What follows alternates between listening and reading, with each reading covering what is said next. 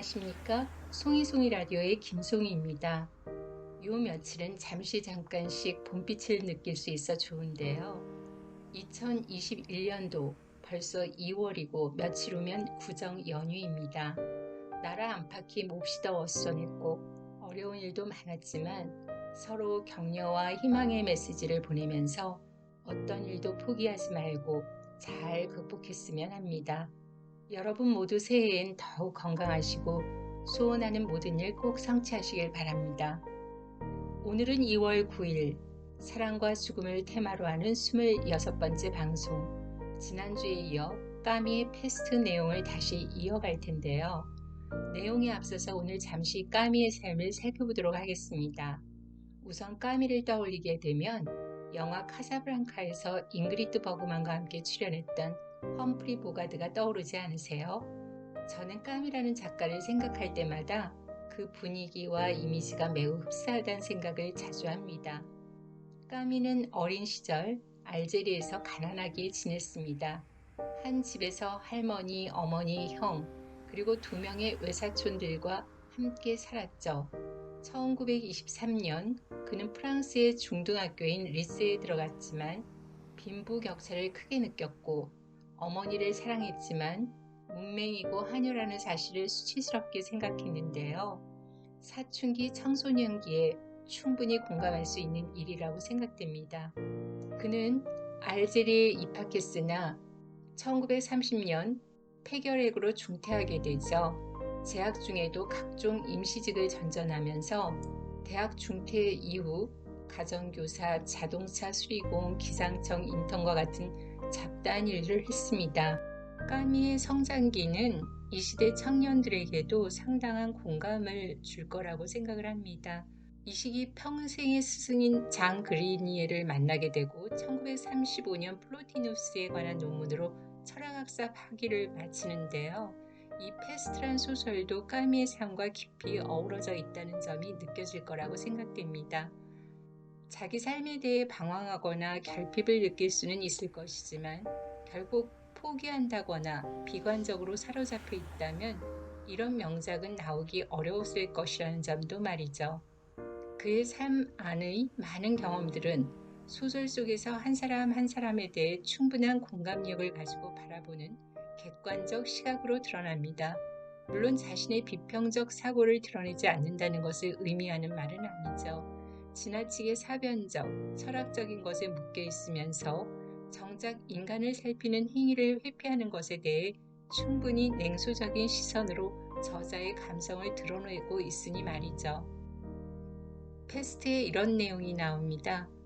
어떤 행동이 아무리 훌륭해도 그것을 지나치게 중요시하다 보면 결국은 간접적으로나마 악의 강력한 찬사를 바치게 된다고 서술자는 믿는 편이다.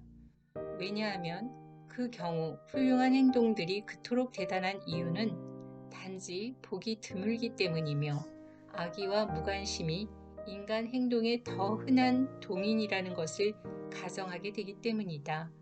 서술자가 공감할 수 없는 생각이 바로 그것이다. 세상의 악은 거의 다 무지에서 나오며 양식이 없다면 선의도 악의와 마찬가지로 많은 피해를 입힐 수 있다. 인간은 악하지 않고 오히려 선한 존재지만 사실 그것은 문제가 되지 않는다. 인간은 많이 알 수도 있고 모를 수도 있는데 그것을 미덕이나 악덕이라 부른다. 가장 절망적인 악덕은 자기가 모든 것을 알고 있다고 믿고 사람을 죽이는 것을 스스로 허용하는 무지의 악덕일 것이다. 하지만 아시다시피 나는 승자들보다는 패배자들에게 연대의식이 느껴집니다. 영웅주의라든가 신성함 같은 것은 좋아하지 않거든요. 내가 관심이 있는 것은 인간이 되는 것이에요. 그렇다면 까미가 말하는 인간이란 무엇일까? 저자는 리우라는 인물을 통해서 인간다운 인간이란 사색에만 몰입하는 인간을 말하고 있지는 않습니다. 즉, 인간은 사색해야 하지만 지나치게 사색적이거나 철학적이거나 특히 종교적인 영역에 갇혀 있다는 건 인간이 갖추어야 할 모습과는 거리가 있다는 것을 시사하고 있습니다. 특히 뜻모를 언어를 즐비하게 나열할수록 말이죠. 패스트라는 전염병이 퍼져나갈 때 파눌로 신부의 언어를 통해서 우리는 충분히 실감했으리라 생각됩니다. 진실이 무엇이든지 간에 인간이 하는 최대의 실수 중 하나가 고통과 죽음에 직면한 사람이나 지칠 대로 지쳐버린 사람에게 가르치고 지적하고 시시비비를 따지고 드는 행위일 겁니다. 파눌로 신부가 거론한 내용은 작가가 매우 냉소적으로 꼬집는 부분이었을 거라고 볼 수 있죠. 성직자라는 문의와 의복 앞에서 정작 사랑의 실체를 상실하고 정말 무엇 하나 언어의 논리성과 권위에는 아무런 저항할 수 없도록 만들고 있으니 말입니다. 그렇다면 저자가 말하는 참 인간의 모습은 어떤 형상이었을까? 작은 일이라도 실천으로 옮기는 인간, 나에서 우리로 변화하는 인간을 말합니다.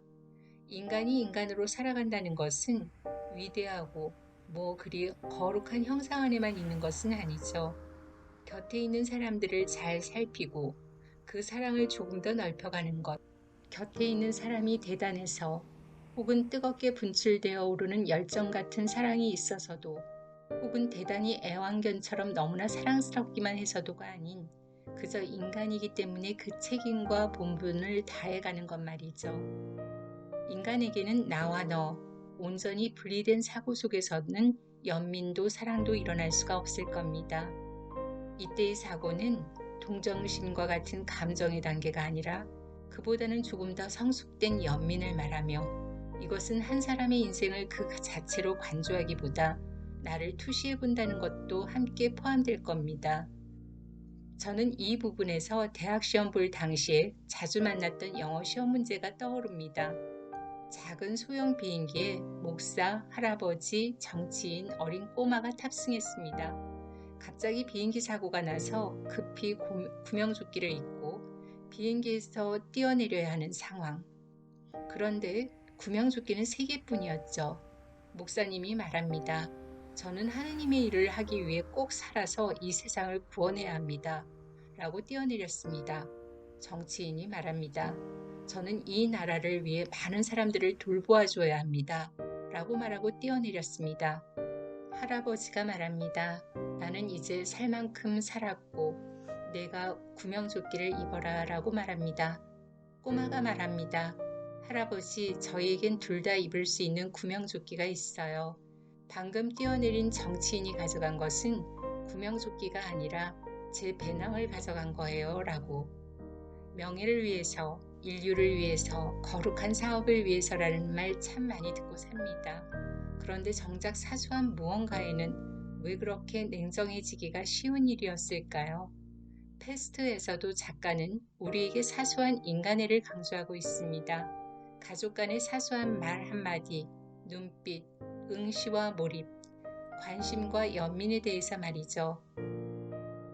패스트에서도 작가는 우리에게 사소한 인간애를 강조하고 있습니다. 가족 간의 사소한 말 한마디, 눈빛, 응시와 몰입, 관심과 연민에 대해서 말이죠. 우리에게 주어진 직업이나 지위는 결국 자기 주변에 대해 좀 더 많은 책임과 의무를 위해 행할 도구인 것이지 감투고 자기 권위에 함몰되어 버려도 된다는 의미가 결코 아닐 텐데 말이죠.